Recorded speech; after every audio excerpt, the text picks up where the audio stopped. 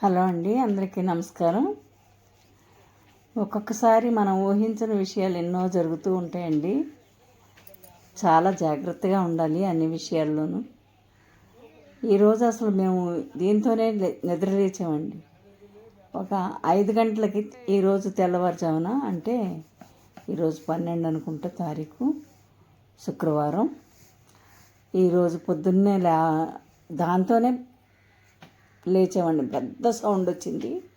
ఏంటబ్బా ఏమైందని చూసేసరికి ఎంత ఇదంటేనండి, చెట్టు కొంచెం దూరంగానే ఉంది, పక్కన కారు ఉంది, ఒక 2 వీలర్ ఉంది. 2 2 వీలర్స్లో ఒకళ్ళు ఎవరో వేసుకెళ్ళారు రాత్రి, అందుకని అది లేదు. ఒక 2 వీలర్ ఉంది, 4 కోళ్ళగూళ్ళు ఉన్నాయండి. ఇంచుమించుగా కోళ్ళగూడుల్లో 30 వరకు కోళ్ళు ఉంటాయి, పెద్ద చిన్న కలిపి. అంటే పల్లెటూళ్ళలో ఇది సహజంగా ఇలా జరుగుతూ ఉంటాయండి. మేము పెంచుకుంటాం అన్నమాట కోళ్ళని. అవన్నీ కూడా చూడండి ఎలా ఉన్నాయో. మొత్తం చెట్టు అంతా విరిగి పడిపోయిందండి. వేసవికాలంలో మనుషులకి, పక్షులకి, పశువులకి అన్నిటికీ ఎంతో నీడనిచ్చిన అంత పెద్ద చెట్టు మీకు చాలాసార్లు చూపించే ఉంటాను నా వీడియోలో. మా ఇంటి ముందే ఉంది అదంతా. ఈ పక్కంతా కూడా మేము అక్కడ కారు అది పార్క్ చేసుకోవటం అవన్నీ చేస్తామండి. అక్కడి నుంచి పడి ఇక్కడ కారు మీద పడిపోయిందండి. చూడండి, నోరు మంచిదైతే ఊరు మంచిదవుతుందని ఎప్పుడు చెప్తూ ఉంటాను కదండి నేను. చుట్టుపక్కల ఉన్న వాళ్ళందరూ కూడా తెల్లారేసరికి అందరూ మా ఇంటికి వచ్చేసారు. ఎంత పెద్ద చెట్టు పడిపోయింది, కారు ఏమైపోయిందో అందరికీ టెన్షన్, నాకు కూడా టెన్షనే. చూడండి, వాళ్ళు చిన్న చిన్న రొబ్బలన్నీ కత్తులతో కొట్టి తీసేస్తున్నారు.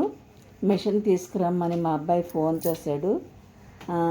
మిషన్ వాళ్ళు కూడా వస్తారన్నమాట. ఆ మిషన్ వస్తేనే కానీ ఇంత పెద్ద చెట్టుని తీయటం కుదరదండి. మిషన్తో కొయ్యాలి, కొమ్మలు జాగ్రత్తగా కోసి తీయాలి. కోళ్ళు చనిపోయినాయేమో అన్నంత భయపడిపోయాను అన్నమాట. అసలు చాలా టెన్షన్తో ఉన్నాను. కారు అద్దాలు పగిలిపోయినాయి. ఆ కొత్త కారు ఏమైపోతుందో, కారు అంతా పాడైపోయిందేమంటే మా అబ్బాయి తెల్లవారుజాము నుంచి ఇంకా చీకటిగా ఉండగానే చెప్తున్నాడమ్మా, నువ్వేం కంగారు పడకు, ఏం కాదులే, ఇంకా ఏమైనా ఇన్సూరెన్స్ ఉంది, చేయించుకుందాంలే, కంగారు పడొద్దు అంటే నాకు ఒకసారి బీపీ పెరిగిపోతుంది. అందుకని మా అబ్బాయి అలా చెప్తున్నాడు అన్నమాట. అయినా నాకు ఆగదు కదండి టెన్షన్. ఈ లోపే మా అబ్బాయి ఆ రెయిన్ కోట్ వేసుకొని, కొంచెం జ్వరంగా కూడా ఉంది వాడికి, ఆ రెయిన్ కోట్ వేసుకొని బయటకు వెళ్ళిపోయాడు. బయటికి వెళ్ళి ఇలాగా చెట్టు పడిపోయిందంటే చూడండి ఎంతమంది కుర్రాళ్ళు వచ్చేసారో. చాలామంది వస్తారండి, మాకు హెల్ప్ చేస్తారు. మరి సిటీస్లో ఇలా హెల్ప్ చేస్తారో లేదో నాకైతే తెలియదు, కానీ మాకైతే మాత్రం ఏది చిన్న విషయం జరిగినా కూడా అదిగోండి కారుకి తగిలిందో ఏంటో అని అందరూ చూస్తున్నారు. అంటే నాకైతే ఎలా ఉంది అని అడగటానికి కూడా భయంగా ఉంది. అయితే పెద్దగా బరువు పడలేనట్టుందండి కారు మీద. ఈ పక్కన వెహికల్ కూడా ఉంది చూడండి. నెమ్మదిగా కొట్టి తీస్తున్నారు కత్తులతోటి, అందరూ హెల్ప్ చేస్తున్నారు. చూడండి కారు ఏమైందో అని అందరూ కూడా చూస్తున్నారు. కానీ ఎదర మాత్రం ఏం అవ్వలేదు. ఇంకా వెనక పెద్ద కొమ్మలు ఉన్నాయి, అవి కూడా తీయాలి. వెనక అద్దం కూడా పగిలిందో ఏంటో మరి తెలియట్లేదు. అందువల్ల అది కూడా చూస్తున్నాం. అదిగోండి కారు పైన వేసిన కవరు ఎగిరిపోయింది. చాలా పెద్ద గాలి వచ్చిందండి. అది ఎంతోసేపు లేదండి గాలి కూడా. నేనేమో ములగ చెట్లు పడిపోయిందేమో, ములగ చెట్లు పడిపోతాయి కదండి, అసలు అరటి చెట్లు ములగ చెట్లు పడిపోతాయి. అలాంటిది ములగ చెట్లు అరటి చెట్లు చక్కగా నిలబడి ఉన్నాయండి. ఒక్క చెట్టు కూడా పడలేదు. ఎంతమందికి నీడనిచ్చిన వేసవికాలం అంతా కూడా చెట్టు కింద కూర్చునేవాళ్ళం మేమండి. సారీ అండి, కొంచెం డిస్టర్బెన్స్, ఫోన్ రింగ్ అవుతుందన్నమాట, కట్ చేశాను. అది వేరే ఫోన్ అండి. చూశారు కదండి, కారుకి అయితే మాత్రం ఏం కాలేదని చెప్పారు. వెనక కూడా ఇంకా కొమ్మలు ఉన్నాయండి, అన్నీ కూడా నరికేసి తీసేయాలి. నా కోళ్ళ గురించేనండి నా బాధ అంతా. చూడండి, కోళ్ళు కూడా ఏమి కాకుండా ఉంటే, అంటే ఒక గూడు తిరగబడిపోయిందండి. ఇటు కొత్తగా చేయించిన గూడు ఒకటి తిరగబడిపోయింది. ఒక పెద్ద గూడు ఈ పక్కన ఉంది. కానీ ఇంత జరిగిన ఇంత కొమ్మలు పెద్ద పెద్ద కొమ్మలు పడిపోయినాయి కదండి.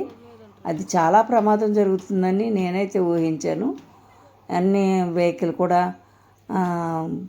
చాలా డ్యామేజ్ అయిపోయి ఉంటుంది, 2 వీలర్ కూడా అనుకున్నాను. కానీ అది బాగానే ఉంది. చూడండి, మీకు అందరికీ చూపించాలని ఎందుకంటే ఈ విషయం చెప్తున్నాను మీ అందరికీ. మీరు చెట్లు ఉన్న కాడ వెహికల్స్ పార్క్ చేయకండి, కొంచెం దూరంగానే పెట్టుకోండి. ఏమోనండి, ఏ టైం ఎలా ఉంటుందో మనం ఎక్కడ చెప్పగలం. చెట్లు కొంచెం దూరంగా ఉన్న చోట పార్క్ చేసుకోండి. మాకైతే ఎప్పుడు ఇలాంటి అనుభవం జరగలేదు. ఇప్పుడు ఇదే ఫస్ట్ టైము మా ఇంట్లో ఇలా పడిపోవటం అనేది. చెట్లు మా అమ్మగారి ఇంటి దగ్గర మా నాన్నగారు చనిపోయారు ఆ రోజు జూన్ 6వ తారీఖున. చాలా కాలం అయిందిలేండి, అప్పుడు నేను జాబ్ చేస్తున్నాను. సాయంత్రం మాటలు మా పిల్లలందరూ భోజనం చేస్తున్నారు. అప్పటికప్పుడే ఒక 5 నిమిషాలు గాలి వచ్చిందండి. మా అమ్మ వాళ్ళ ఇంటి దగ్గర పెద్ద చెట్టు పడిపోయింది. మా నాన్నగారికి అప్పుడే హార్ట్ అటాక్ వచ్చింది. మా ఇంటి ముందు చెట్టు పడిపోవటమే కాదండి, అసలు ఊర్లో చెట్లన్నీ పడిపోయినాయండి, చాలా పడిపోయినాయి. కరెంటు పోయింది. ఇప్పుడు కూడా మాకు కరెంటు పోయిందండి, ఎందుకంటే మా కరెంటు వైర్లన్నీ తెగిపోయినాయి. అసలు ఆ పక్కన చూస్తుంటే మొత్తం వైర్లన్నీ కూడా తెగిపోయినాయి, ఎవరికి కరెంట్ లేదు. ఇంకా స్కూల్ దగ్గర కూడా ఇంకా చూడండి, వర్షం అలా కురుస్తూనే ఉంది. ఆ స్కూల్ దగ్గర కూడా ఒక చెట్టు పడిపోయింది అనమాట. ఇలాంటిది పసుపు రంగు పూలతో చక్కగా పసుపు అద్దినట్టుగా ఉండేదండి. అంత బాగా పూలు పూసేది. నేను ఆ పూలతో చక్కగా కంపోస్ట్ చేసుకునేదాన్ని. కారు బాగానే ఉంది, ఏమీ డ్యామేజ్ అవ్వలేదు. చిన్న చిన్న చోట్ల పడిందండి. ఈసారి షోరూమ్కి తీసుకెళ్ళినప్పుడు దాన్ని సరి చేయించుకోవచ్చు, పర్వాలేదు. మా అబ్బాయి పర్వాలేదని చెప్పాడు. బండి కూడా, వెహికల్ కూడా బాగానే ఉంది. ఇంక ఇప్పుడు కోళ్ళగూడు తీయాలన్నమాట. అప్పుడు మా అమ్మ వాళ్ళ ఇంటి దగ్గర ఒక చెట్టు పడిపోయింది. మా నాన్నగారికి హార్ట్ అటాక్ వచ్చింది. హాస్పిటల్కి తీసుకెళ్ళటానికి అంబులెన్స్ కూడా రాలేదండి, రావడానికి వీలుగా లేదు. కరెంటు పోయింది. రాత్రి 9ంటికే భోజనాలు చేసే టైం అది. మా నాన్నగారు సడన్గా అప్పుడే భోజనం చేశారంట. కానీ అప్పటికప్పుడే వర్షం, గాలి, మా నాన్నగారిని ఆటోలో హాస్పిటల్కి తీసుకెళ్ళాం. అంబులెన్స్కి ఫోన్ చేస్తే వచ్చే అవకాశం లేదండి అని అంటే టార్చ్ లైట్ వేసుకొని ఆటోలో హాస్పిటల్కి తీసుకెళ్ళాము. అక్కడికి వెళ్ళేసరికి మా నాన్నగారు చనిపోయారన్నమాట. అప్పుడు పడిపోయిందండి మా అమ్మ వాళ్ళ ఇంటి దగ్గర చెట్టు. అమ్మ వాళ్ళ ఇంటికి వెళ్ళడానికి కూడా వీలు లేక మా ఇంటి దగ్గర నుంచి చాలా దగ్గరగా ఉండేది. అలా దూరంగా అటు నుంచి చుట్టూ తిరిగి అప్పుడు అక్కడికి వెళ్ళామన్నమాట. అది చాలా, ఎప్పుడైనా చెట్టు పడిపోతే నాకు చాలా సెంటిమెంటు. ఏదైనా జరుగుతుందేమో అని భయం అన్నమాట, చెట్లు పడిపోతాయేమో అని. మా పిల్లలు వర్షం వచ్చినప్పుడు బయటికి వెళ్తే చెట్ల కింద నిలబడద్దు, చెట్ల మీద పిడుగులు పడతాయి, చెట్ల కింద నిలబడద్దు, మీరు ఎక్కడైనా షెడ్లో కానీ ఏదైనా షాప్ కానీ ఉంటే అక్కడ ఉండండి అని ఫోన్ చేసి చెప్తానండి. ఆ వర్షం అంటే నాకు అంత భయం. చిన్నప్పటి నుంచి కూడా ఉరుములు ఉరుగుతుంటే మాత్రం చెవుల్లో మా అమ్మమ్మ దూది పెట్టేసేది. అదిగో ఒక కోళ్ళు కూడా చేస్తున్నారు చూడండి. పాపం కోళ్ళు చాలా భయపడిపోయినాయి. అవేమో తెల్లవారుజామునే మమ్మల్ని లేపేయి, అంటే అరుస్తాయి కదండి, కొక్కరొక్కో అనుకుంటూ. అలాగ అరవలేదండి, అస్సలు అరవట్లేదు. ఏంటబ్బా చచ్చిపోయినాయా, ఏమైపోయినాయి అని అలా కంగారు పడుతున్నాం. భయంతో ఉన్నాయన్నమాట, అవి వణికిపోతున్నాయి. ఏదో వచ్చి పడిపోయింది చెట్టు మీదని అసలు అలా కామ్గా ఉన్నాయి, అసలు అరవట్లేదండి. అయినా సరే చూడండి, అదే ఆ భయంతో నేను భయంతో ఉన్నాను, అవి కూడా భయంతోనే ఉన్నాయి. అవి కోళ్ళు చేస్తున్నారు. కోళ్ళు కూడా ఏమీ కాలేదండి, దేవుడి దయ వల్ల. ఇది అంత పని అయిపోయింది. పొద్దున్న 6 గంటలకు మొదలు పెడితే సాయంత్రం అంటే 10-11 అయిపోయిందండి పగలంతా. ఇంకా వాళ్ళకి కొంచెం కాఫీ ఇచ్చాను మధ్యలో. చూడండి ఎంతలా అయిపోయిందో. జాగ్రత్తగా ఉండండి, వర్షాకాలం కదా, పిడుగులు పడుతూ ఉంటాయి. మాది మా చిన్నప్పుడు చాలా పల్లెటూరు అండి, అది కొట్టాడు అంటారు కదా, కొల్లేరులోనమాట.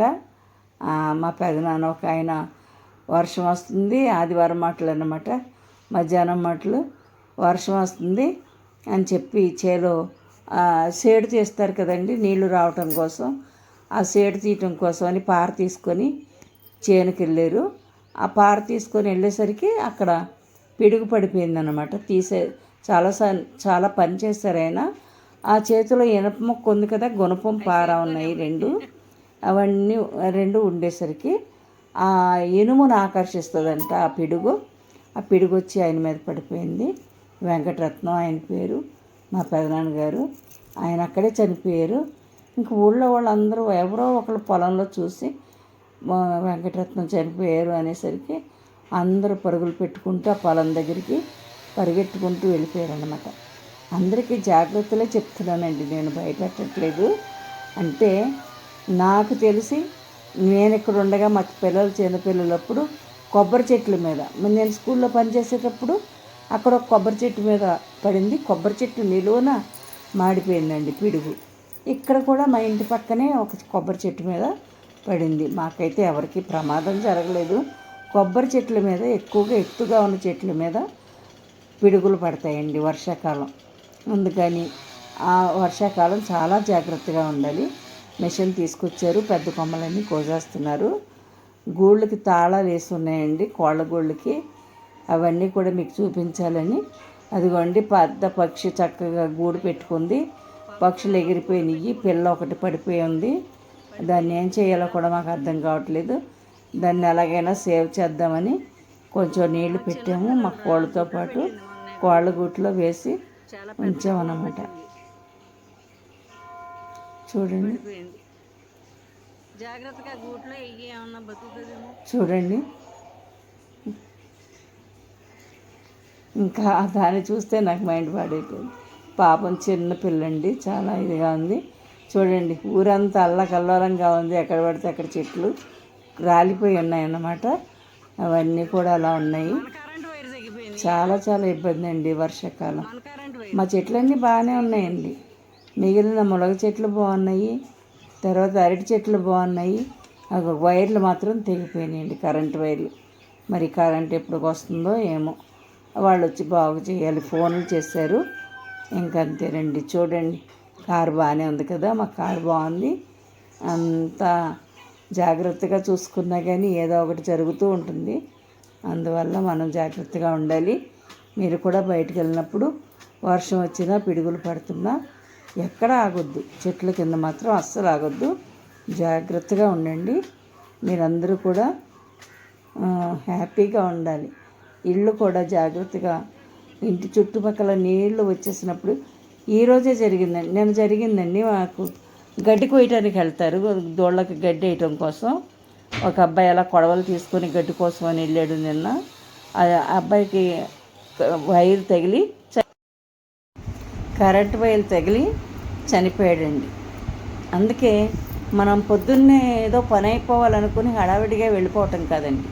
వర్షం వచ్చిన తర్వాత కరెంటు వైర్లు తెగిపోయినాయా, లేదా కాళ్ళకి ఏదైనా అడ్డం పడుతుందా, లేదా చెట్లు పడిపోయినాయా, పిడుగులు పడినాయా, ఇలాంటివి చూసుకొని జాగ్రత్తగా వెళ్ళాలండి. ఉంటానండి, బాయ్ అండి.